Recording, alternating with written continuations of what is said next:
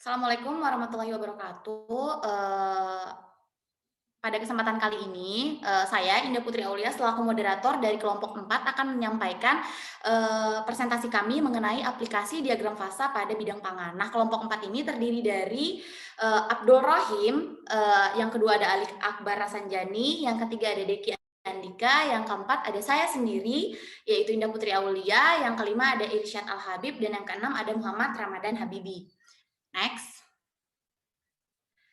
Nah, materi yang akan kami sampaikan yaitu pertama mengenai pengertian diagram fasa dan kegunaannya, yang kedua jenis diagram fasa, yang ketiga ada triple point, yang keempat pengertian fresh drying, dan yang kelima ada konsep diagram fasa pada fresh drying. Nah, langsung saja masuk ke materi pertama yang akan disampaikan oleh Ali. Silakan Ali. Baik, terima kasih Indah Putri Aulia selaku moderator pada kelompok kami. Sebelum kita mengenal jauh aplikasi diagram fasa pada bidang pangan, freeze drying, maka kita harus mengenal dulu apa sih itu diagram fasa. Jadi diagram fasa itu adalah suatu grafik yang merupakan representasi tentang fasa-fasa yang ada dalam suatu material pada variasi temperatur, tekanan, dan komposisi. Diagram ini merupakan dasar pemahaman untuk semua operasi-operasi perlakuan panas. Jadi, pada umumnya diagram fasa dibangun pada keadaan kesetimbangan, kondisinya adalah pendinginan yang sangat lambat. Diagram ini dipakai untuk mengetahui dan memprediksi banyak aspek terhadap sifat material.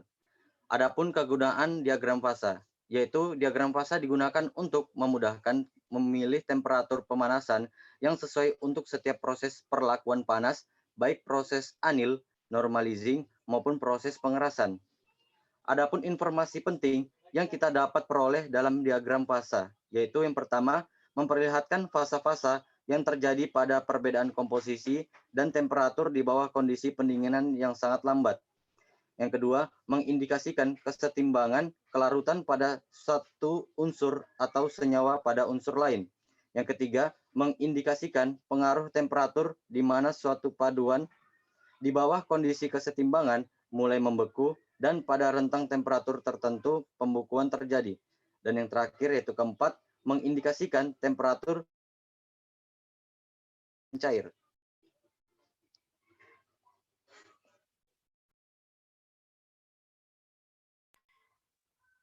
Nah, tadi itu materi pertama yang disampaikan oleh Ali. Selanjutnya kita akan masuk mengenai materi kedua yang akan disampaikan oleh teman kami yaitu Rohim. Dipersilakan Rohim. Baik, terima kasih Saudara Indah selaku moderator.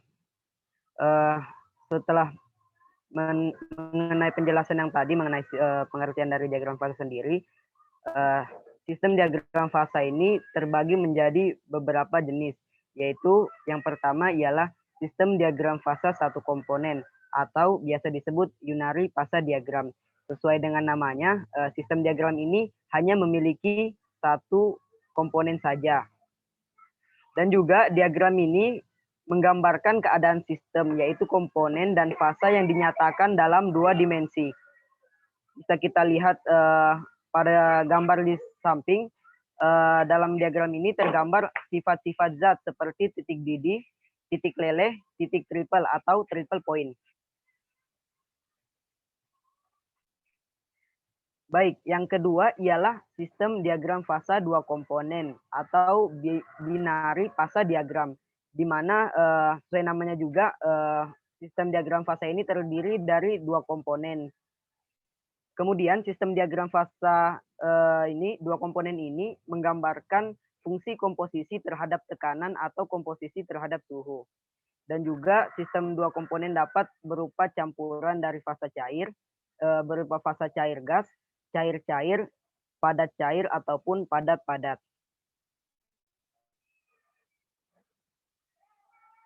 Dan yang ketiga dari jenis sistem diagram fasa ini ialah sistem diagram fasa tiga komponen atau biasa kita sebut dengan ternary fasa diagram. Jadi ternary fasa diagram ini sama seperti sebelumnya, yaitu juga terdiri dari tiga komponen.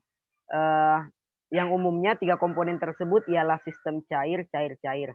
Kemudian jumlah fraksi mol ketiga komponen berharga atau bernilai 1. Dan juga sistem koordinat diagram ini digambarkan sebagai segitiga sama kaki. Dapat kita lihat seperti gambar di samping itu gambarkan sebagai segitiga sama kaki yang dapat berupa persen mol atau fraksi mol ataupun persen berat.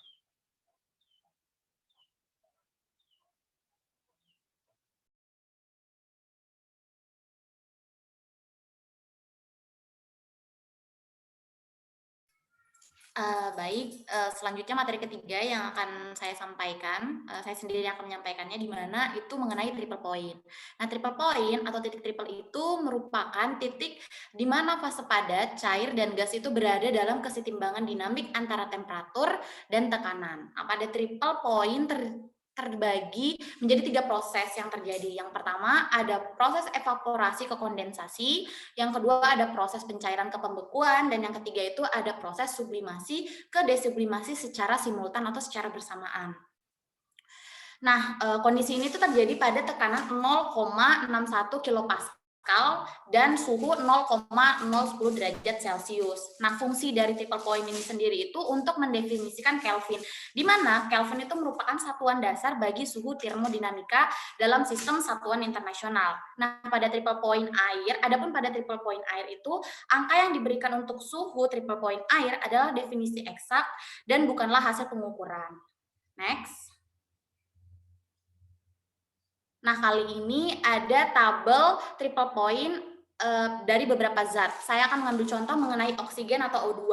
Nah, pada suhu Kelvin itu 54,36 Kelvin. Jika diakumulasikan ke Celcius, yaitu menjadi minus 218,79 derajat Celcius dengan tekanan 0,152 kilopascal.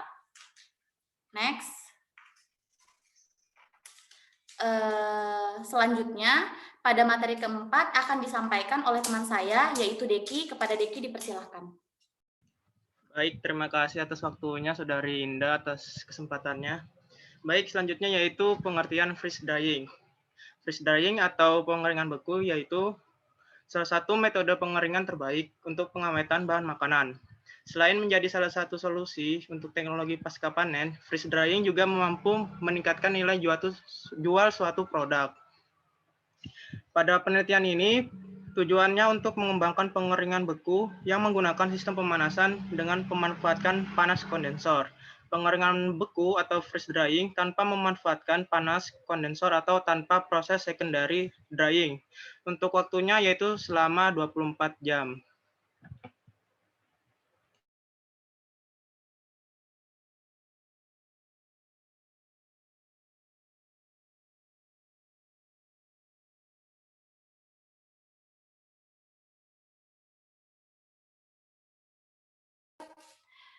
Oke, langsung saja masuk ke materi keempat yang akan disampaikan oleh teman saya, yaitu Irsyad dan Habibi, di mana pada materi ini akan dibagi menjadi 2 orang yang akan menyampaikannya. Langsung saja kepada orang pertama, yaitu Habibi.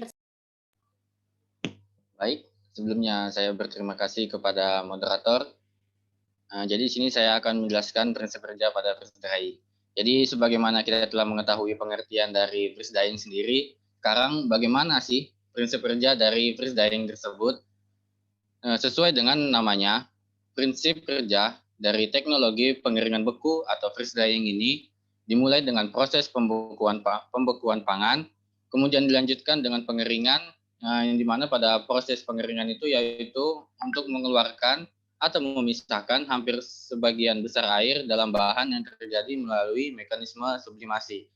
Adapun secara ilustratif, proses pengeringan beku atau freeze drying ini dapat dijelaskan sesuai pada gambar yang ada. Terima kasih.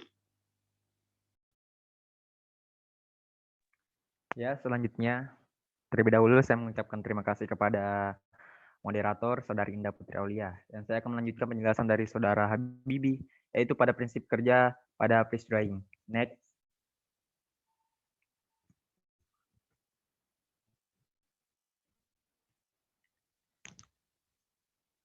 Ya, selanjutnya itu ada konsep diagram pada prinsip kerja freeze drying ini. Ya, kenapa kita menggunakan diagram fasa pada freeze drying ini? Karena untuk mengetahui di mana titik triple point dari suatu komponen, yaitu komponennya di sini itu adalah air. Kita menggunakan diagram fasa agar lebih memudahkan dalam melakukan proses freeze drying ini, di mana kita tahu proses freeze drying ini digunakan untuk melakukan pengawetan bahan makanan agar lebih awet. Tapi berbeda dengan pengeringan biasa, di mana pengeringan biasanya menggunakan konsep evaporasi atau penguapan dengan menggunakan suhu yang tinggi, di mana pada suhu yang tinggi ini yang kering hanya bagian kulit bahan pangannya saja, biasa disebut dengan case hardening. Kenapa? Karena dengan suhu yang tinggi ini, air di kulit bahan pangan tersebut akan menguap, sehingga akan timbul kerak-kerak di kulit bahan pangan tersebut, dan mengakibatkan tidak dapatnya air terdifusi dari tengah bahan pangan tersebut menuju keluar atau terjadi evaporasi dari air yang terdapat di tengah bahan pangan tersebut, sehingga hasilnya tidak maksimal. Sehingga digunakan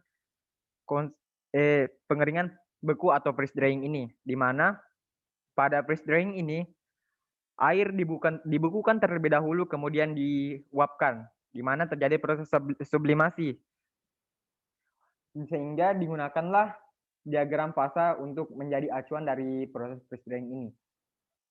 Dapat kita lihat pada gambar tersebut ada diagram fasa air yang merupakan diagram fasa unary atau merupakan satu komponen saja.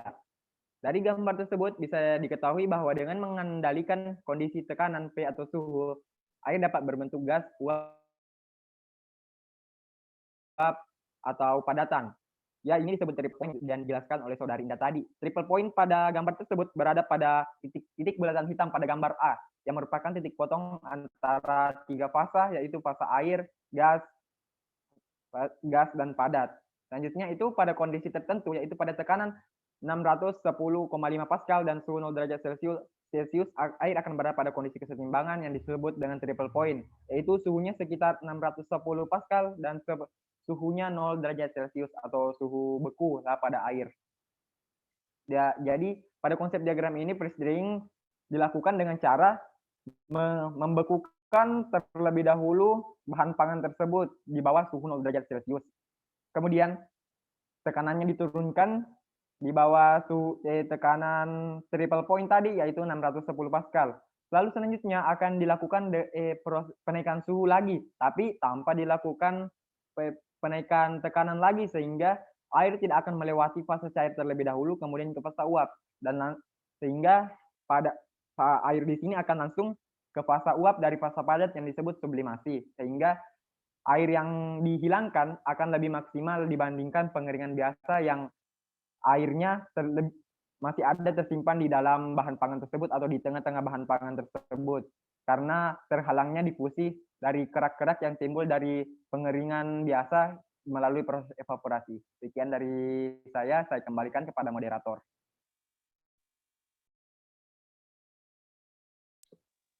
Nah, baik teman-teman. Jadi penjelasan terakhir dari Irsya tadi itu adalah penutup dari presentasi kami pada hari ini. Saya selaku moderator dari kelompok 4 mengucapkan mohon maaf yang sebesar-besarnya jika kami dari kelompok 4 ada kesalahan kata yang disengaja ataupun tidak disengaja. Nah, maka dari itu kami dari kelompok 4 mengakhiri presentasi pada hari ini. Saya selaku moderator pamit undur diri. Terima kasih teman-teman. Bye.